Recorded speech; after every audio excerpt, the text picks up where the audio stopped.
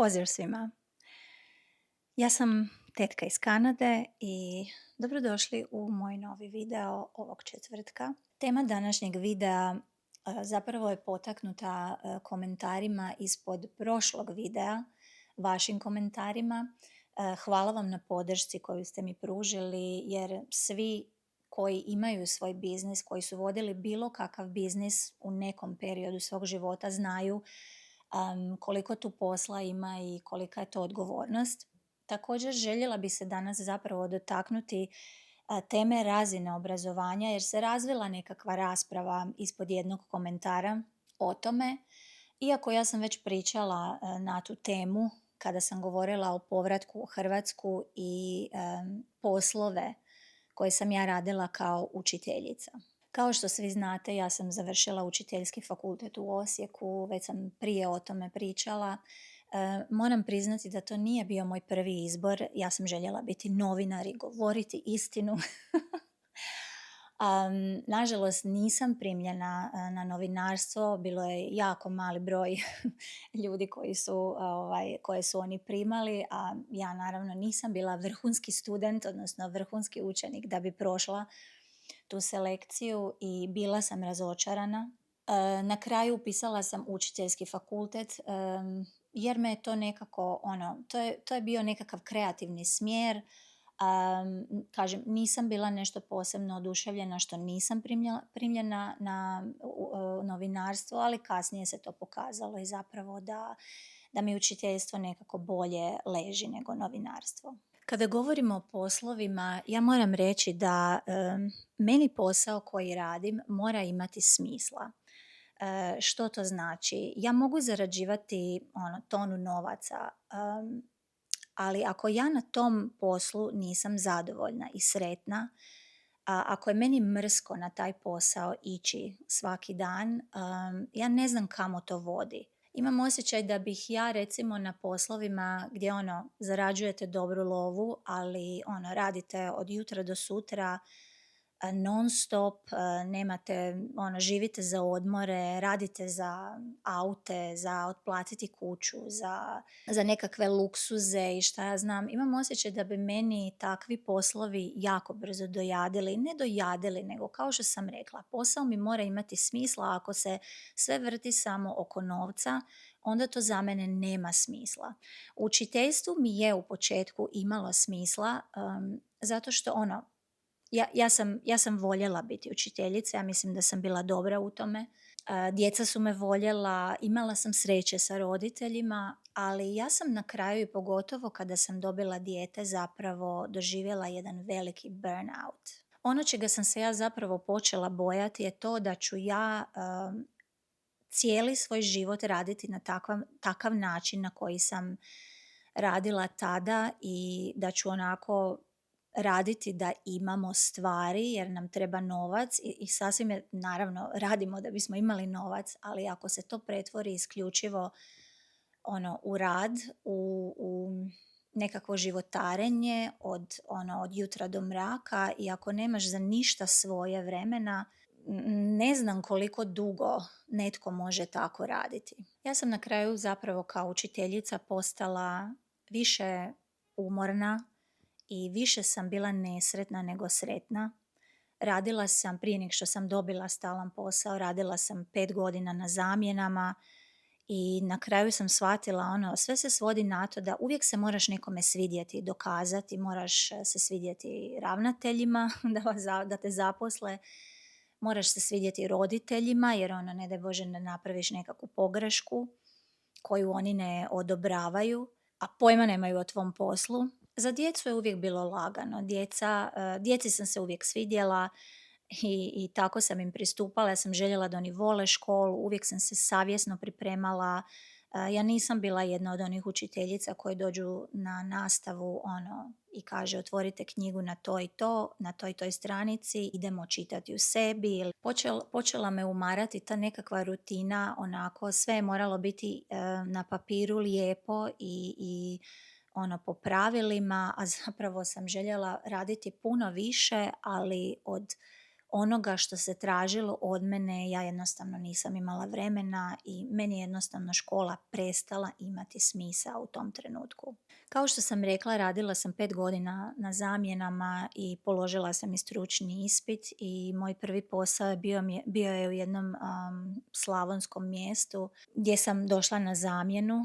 Radila sam u područnoj školi i ravnateljica mi je, jedna učiteljica, starija gospođa, već ono jako pred mirovinu, nekih možda godinu dana je bila pred mirovinu, razbolila se i otišla u bolnicu i meni je ravnateljica obećala u matičnoj školi kao ajde li možeš raditi i u matičnoj školi i u područnoj školi, što bi uključivalo 2 smjene. Dok se ona se sigurno neće vratiti, ona je jako bolesna. I ja sam tako radila mjesec dana, odlazila ujutro, dolazila navečer kući, putovala sam autobusom, to je bilo 40 kilometara, mislim čak i više, oko 45. Pripremala se za 3 razreda jer sam imala zapravo kombinirane razredne odjele, da bi se dogodilo nakon mjesec dana da se ta učiteljica ipak vratila na posao. Zatim radila sam u drugom selu na zamjeni gdje mi se učiteljica obećavala, me otišla na porodiljni, obećavala mi, ne, ja ću biti godinu dana i mislim ja sam bila zahvalna za sve, ali računala sam ako ona misli, nije bila loše stojeća, muž je imao dobru plaću i ona se vratila tjedan dana prije ljetnih praznika, što znači da sam ja izgubila puno prava.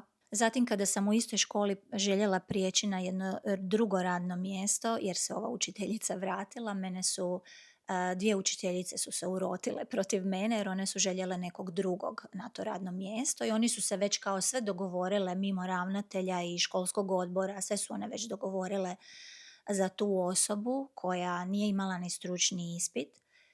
I kada su učitelji, odnosno kada je školski odbor odabrao mene, one su onako vidno bile ogorčene i onako derale su se na mene pred djecom i takve stvari. Mislim, hrpu raznih stvari sam doživjela od tih starijih kolegica iz bez veze razloga. Ja stvarno nisam imala s nikim nikakvu kavgu, nisam radila sam svoj posao i radila sam ga najbolje što sam mogla. Stvarno sam se trudila i jednostavno nisam razumjela te postupke. Sjećam se jedne priče koju je ispričala mi mama, ona je radila u našoj seoskoj školi kao spremačica. Tadašnji ravnatelj, sada pokojni, kada mu je rekla da sam upisala učiteljski fakultet, on je rekao, ma to ti je super posao za žensku osobu, pogotovo za osobu koja želi imati obitelj, to je vrlo onako lijep posao.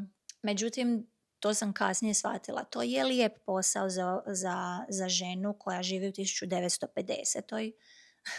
Kada su učiteljice, liječnik i svećenik bile najpoštivanije u selu, kada je učiteljica vrlo često dolazila na nastavu, tako kako sam rekla, otvorite knjigu na toj stranici, prepisujte nešto do besvijesti, čitajte nešto u sebi i tako. Međutim, škola više nije takva. Škola više nema, barem po mom mišljenju, izgubila je taj i odgojni i obrazovni aspekt.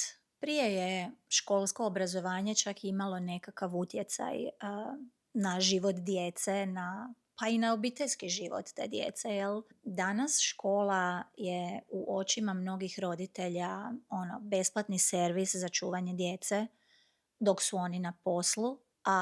Iako mi svi mislimo da je škola danas bitna, pogotovo hrvatska škola, ja smatram da hrvatska škola zapravo razvija sposobnost sudjelovanja na kvizovima, jer jako puno tog znanja nije praktično znanje, nego teorijsko znanje i kad vi pogledate naše kvizove, naši ljudi rasturaju. Poznavala sam jednu učiteljicu baš sad kada sam radila na zamjeni, kada smo živjeli nakon Kanade u Osijeku i ona mi je baš u jednom trenutku rekla da ona bi rado izašla iz školstva, nema još godine za mirovinu, rado bi izašla iz školstva da zna što dalje, ali ona nema kamo. Ja se sjećam, jednom sam također čekala na autobusnoj stanici, išla sam na jedan od onih poslova što sam radila na zamjeni prije Kanade i stajala sam na stanici u svom selu, naravno ljudi su me znali. I jedan čovjek je stajao stariji pored mene i ono, kako si, šta ima, pa ti već radiš, to on mene sve ispitao. Pa šta si završila na fakultetu? Ja kažem, pa završila sam za učiteljicu. A on mene onako pogleda i kaže, ali ti nisi mogla ništa bolje, ono tipa, nisi mogla biti profesor. Ja sam zapravo izgubila motivaciju za rad u školstvu, bez obzira na to što ja zato imam diplomu. Ja sam uvijek zapravo željela nešto više u razredu, ali ono, znate kako to biva, imate određeni program, papir sve trpi, moraš imati sve po pravilima ispisano, dođe vam neka inspekcija, prigovaraju vam ono, ako se bilo šta ne poklapa, može vas bilo ko prijaviti nekakvoj inspekciji od roditelja. Moj posao se zapravo počeo svoditi na pisanje priprema i pogotovo je to bilo jako teško kada sam rodila, jer moji dani su se svodili na to. Radila sam u smjenama, ono, radila ja ujutro ili prije podne, ujutro ili poslije podne. Ja sam, nakon što sam obavila sve svoje kućanske obveze i obveze prema svom djetetu, ja sam uvijek morala pripremati stvari i to je uvijek bila neka strka. Ja sam znala zaspati dok mi se printao listić. Dijete je zahtijevalo naravno i maženje i odlazak u park i naravno kao svako dijete i ono, ja sam to željela, ali nekada sam imala osjećaj da nemam dovoljno strpljenja za vlastito dijete nakon cijelog tog posla oko škole. Subotom sam naravno pokušala malo i pospremiti, ono, od jutra dok dijete spava ili se igra ili se tata njime bavi. Popodne sam znala otići kod svojih roditelja subotom. Nedjelja se uglavnom svodila ono na to da ono, gdje god sam otišla morala sam stalno gledati na sat jer imam pripreme zapisati za ponedjeljak i tako konstantno u krug. I ja znam da svaki posao ima svoje odgovornosti, ali dokle tako? Želimo li mi samo živjeti da bi radili i zarađivali za to sve što moramo imati i bili umorni non stop i onda se probuditi u mirovini i onak nadoknaditi pokušati nadoknaditi sav taj odmor koji smo priželjkivali vikendima, ili želimo živjeti život. Ja sam bila zainteresirana recimo za fotografiju i dok sam radila u školi nekoliko puta sam pokušala sustavno proučavati fotografiju, otići negdje fotografirati, ali nakon nekog vremena sam zapostavila to jer nisam imala vremena i onda svaki put kad sam počinjala morala sam počinjati iz početka. A sa djecom u razredu, 100 put sam se našla u situaciji da sam stajala pred njima i radila jedne te iste stvari koje su se od mene tražile i onak mislila si u sebi, Isuse, kako vam ovo neće trebati, a ja to moram s vama proći, jer uvijek postoji neki učitelj kod kojeg će doći u 5. razredu i reći će, a ko je vama bio profesor, ko je tebe učio hrvatski jezik, na primjer. I to je bio jedan začarani krug. Ja sam konstantno se trudila da djeca vole školu, da napravim sve po pravilima, a opet s druge strane sam priželjkivala napraviti nešto više i zabavnije za djecu, za što vrlo često nisam imala vremena. I onda opet pomislim nekada da mi u Hrvatskoj recimo vrlo često precjenjujemo to visoko školstvo i to visoko obrazovanje samo da bi nas društvo gledalo drugačije, jer evo ja sam ovdje spremala i ljudi kod nas tamo misle, joj vidi je, završila je fakultet, a sada je otišla negdje drugdje, čisti, pa to je mogla i tu. Pa nisam mogla i tu zato što moj muž je, kod nas je sve komplicirano i moj muž je želio otvoriti firmu sa nekim svojim kolegama još prije Kanade. IT se tada razmahao i oni su bili vrlo entuzijastični o stvaranju svojih aplikacija, imali su ideje i onda su htjeli otvoriti kao svoj obrt ili firmu, nisam sad sigurna točno što je bilo. I dali su ime toj svojoj firmi gdje je bila strano ime je bilo unutra i namjerno ne govorim ime kako se firma zvala.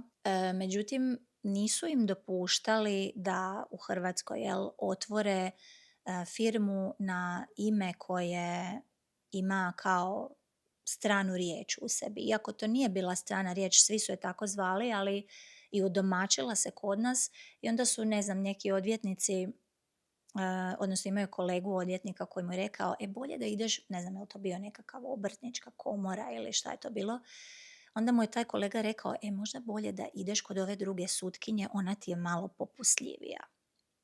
Ja trenutno vidim po svom mužu, na primjer, on je IT-evac, već jako dugo radi u tome, jako je dobar, ali on je zadnjih par godina također počeo osjećati da mu se to više ne da raditi, da doživljava burnout, da se ne može isključiti na kraju radnog dana, da se od njega traže neke stvari koje on zna da nisu praktične, nisu izvedive, ali netko to očekuje od njega i sve više nekako priželjkuje da izađe iz tog IT-a.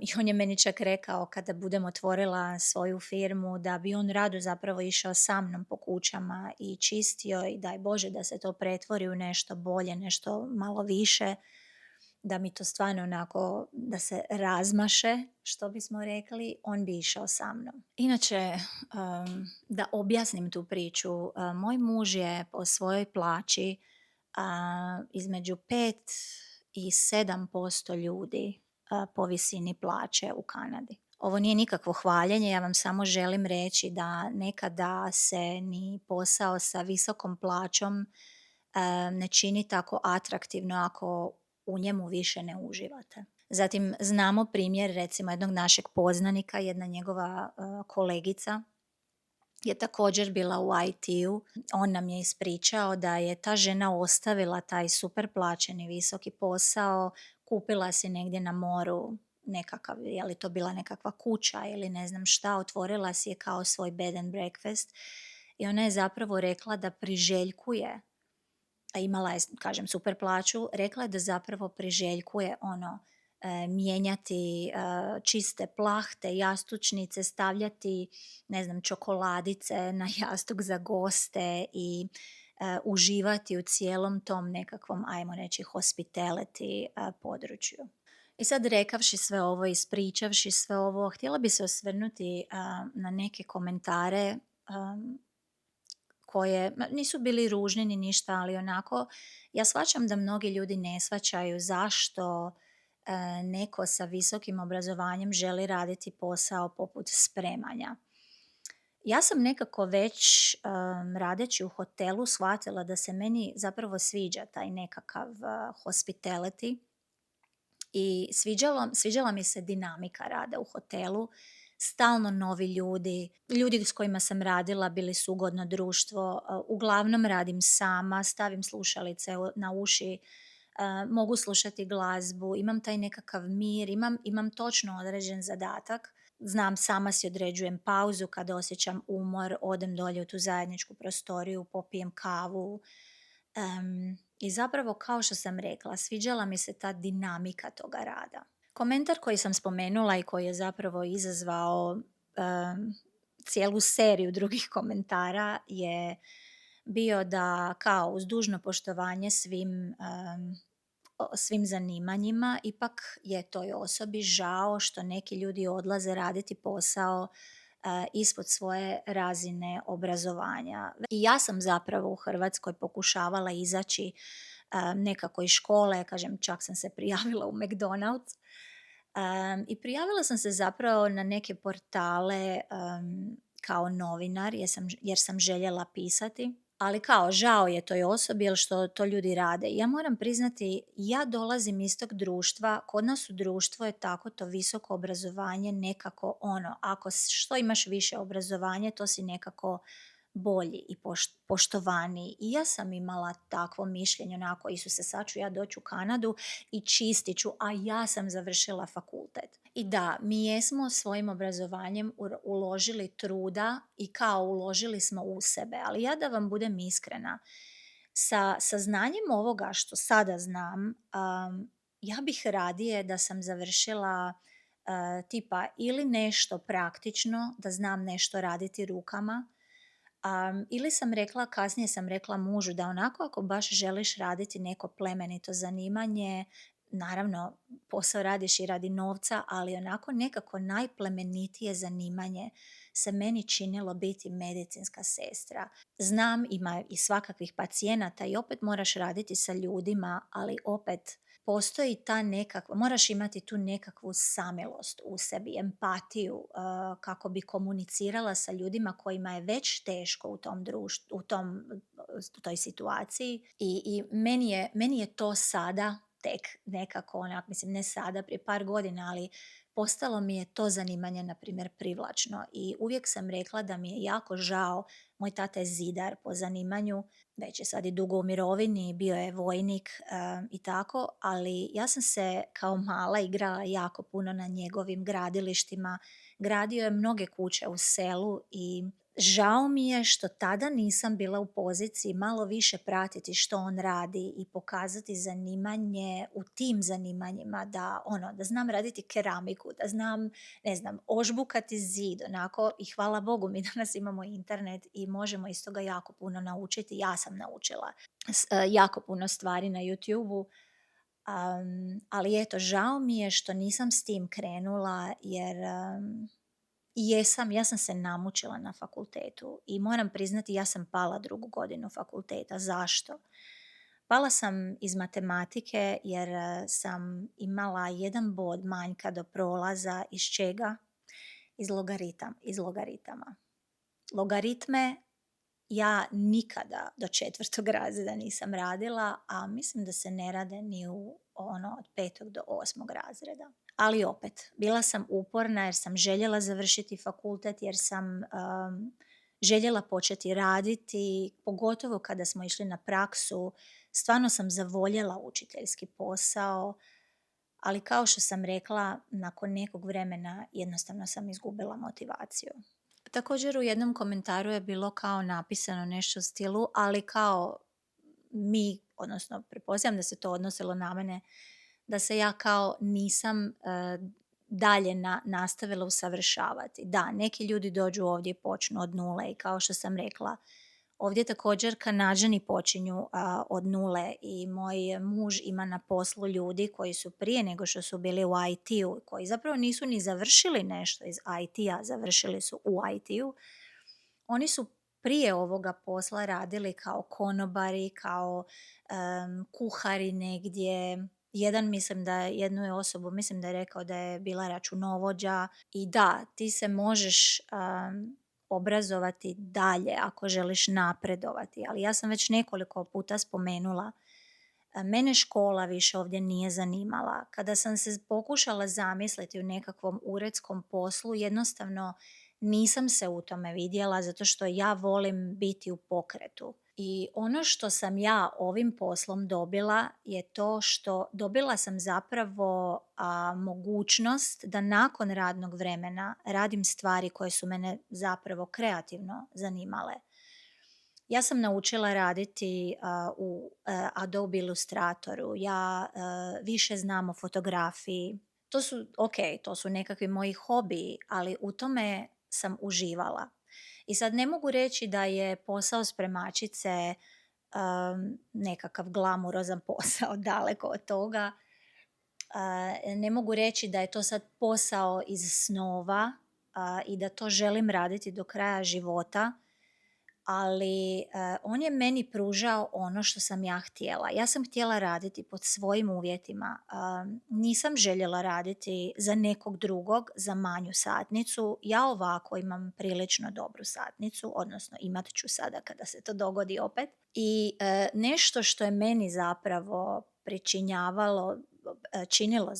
nešto što je meni zapravo činilo veliko zadovoljstvo je to što sam ja, recimo bakicama kojima sam čistila, ja njima nisam bila samo spremačica. Ja sam na to gledala da sam im dolazila na dogovoreni termin Ja sam bila netko s kim su one imale pričati 2 sata. Imala sam nekoliko bakica. Jedan sin od te bakice me je čak zamolio, jer on nije uvijek mogao biti dostupan i on je nju posjećivao, ali me je zamolio ako joj mogu u određeni dan kada on nije mogao donijeti namirnice. Oni su mi poslali popis, ja sam to kupila i oni su mi vratili novac. Tako da nekako ta usluga nekome koju činiš mi je nekako pričinjavala zadovoljstvo. Ja ne znam da li me razumijete o čemu pričam, ali nekako mi je to sve imalo smisla.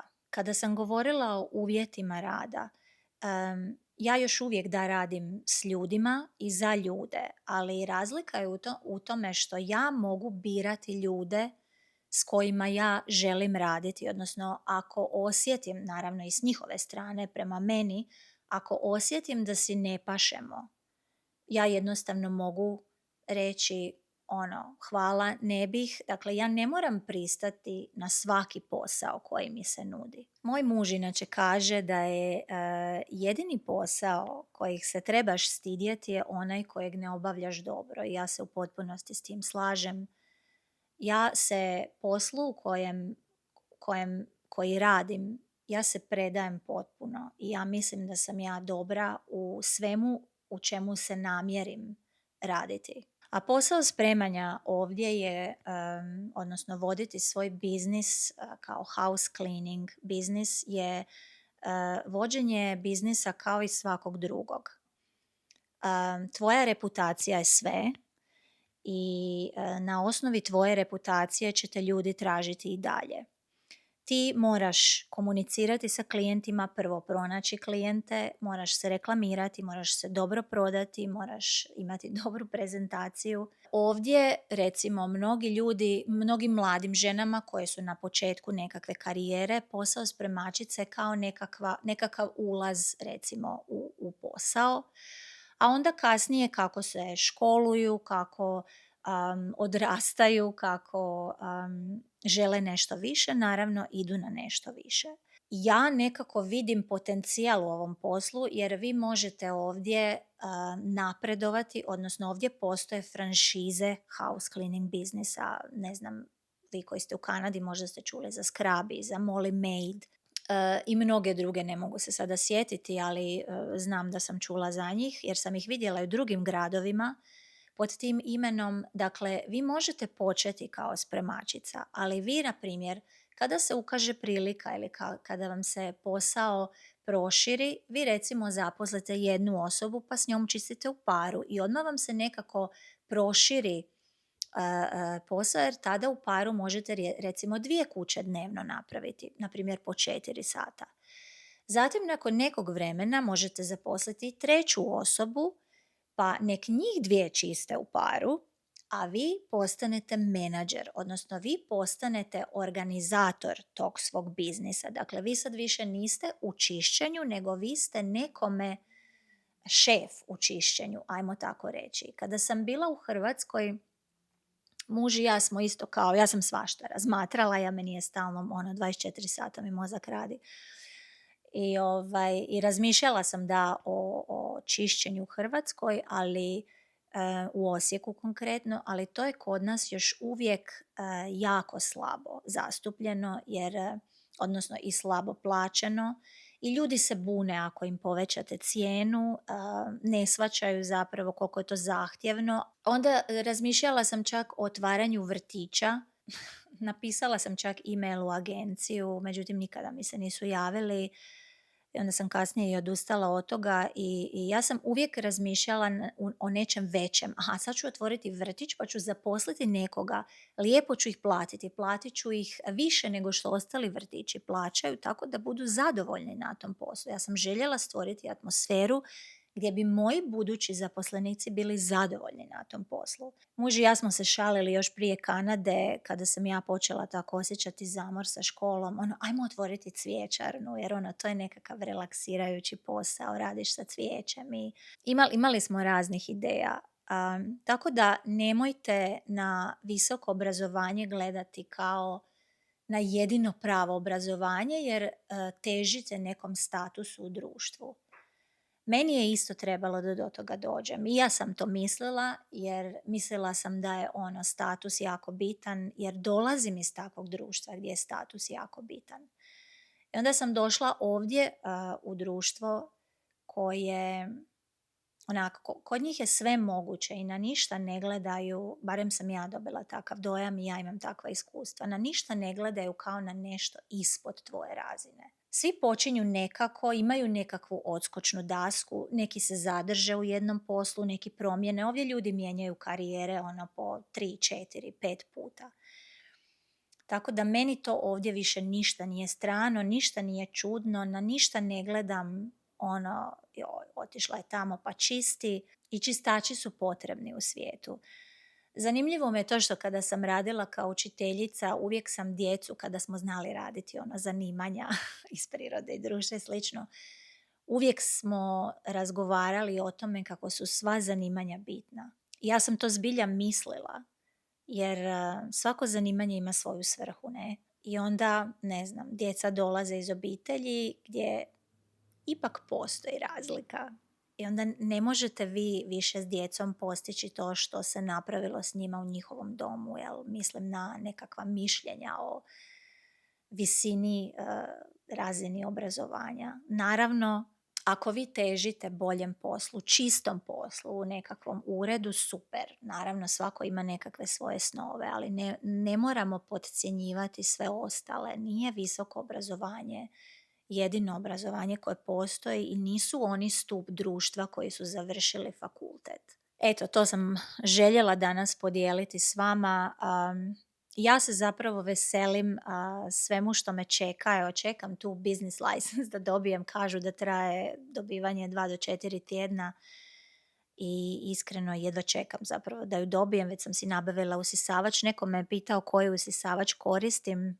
Koristim Miele se piše, ali ovdje kažu Miele usisavač i ja sam njima vjerna, jako su mi dobri, to nije neki super komercionalni usisavač, ali su strašno dobri, imala sam ga i u Hrvatskoj, jesu malo skuplji, ali vrijede svakog dolara koji sam za njega dala, čak je bio i na akciji. Onda neko me pitao, da, kaže, ne razumijem kako ste uspjevali da sredite kompletne stanove za 2 do 3 sata. Da li tu ulazi pranje prozora, zavesa, da li brišete vrata, fronte ormara, kuhinje? To je nešto što sam spomenula prošli puta, da postoje različite vrste čišćenja. Ja sam uglavnom radila regular cleaning. Unutrašnjost aparata tipa pečnice, hladnjaka sam čistila na zahtjev i to sam uvijek napomenula klijentima. To je naravno dugotrajniji posao, zahtjeva nekakvu pripremu jer pogotovo pečnica, ona je masna vrlo često jer ljudi je ne peru nakon svakog kuhanja, pečenja. I oni moraju znati da će to zahtijevati više vremena, što znači više novaca potrošiti za njih. Tako da je to uvijek bilo kao nekakav ekstra posao. Ako radite deep cleaning, onda se to i podrazumijeva, zavjese ne perete. Ja nisam nikad prala zavjese, niti sam to nudila, uostalom ovdje nemaju toliko zavjese koliko mi imamo u Hrvatskoj. Peglanje također, to ne ulazi u opis posla. Vi čistite dakle kupaonice, kuhinju. Ja sam brisala, naravno ima jako puno prstiju, pogotovo u obiteljima sa djecom, prstiju na ovim stainless steel frižiderima. Ja to prebrišem, ali sve unutrašnjosti kabineta od, na primjer, viseće, pečnice, hladnjaka, zamrzivača, oni imaju te hladnjake sa donjim ladicama zamrzivača, to je sve nešto ekstra što se mora unaprijed zahtijevati. Kažem, osim ako je deep cleaning, onda i to uključuje. Ako radite move in i move out, također, to se isto podrazumijeva, ali kod regular cleaning to se ne podrazumijeva automatski. Evo, nadam se da sam vam odgovorila na ovo pitanje. Hvala vam što ste bili strpljivi. Evo, do kraja ovog videa. Nadam se da se vidimo i u sljedećem. Pozdravljam vas i uživajte u nadolazećem vikendu. Pozdrav!